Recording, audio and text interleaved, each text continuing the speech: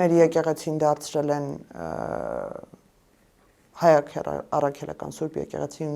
դարձրել են իրենց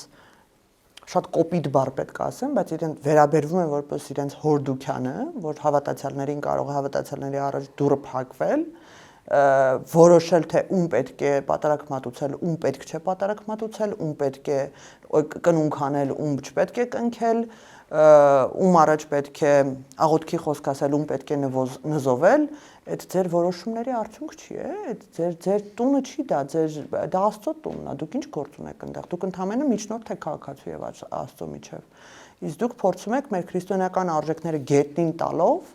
մեր եկեղեցու դեմ արշավ անելով, մեր քաղաքացիներին փորձել ներսերմանել, որ եկեղեցու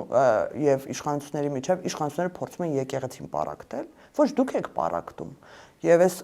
հիմնավորումները քաղաքացին իր աչքով տեսել է տարիների ընթացքում։ Մենք ուղղակի դրա մասին բարձրաձայնել ենք։ Եկեք անկեղծ խոսենք։ Երբ այս թեմաները բարձրաձայնվեցին, շատերի մոտ զայրույթ առաջացրեց այն, որտեղ տաբուացված թեմաներ էր, բայց բոլորը, անգամ այն քաղաքացիները, որոնք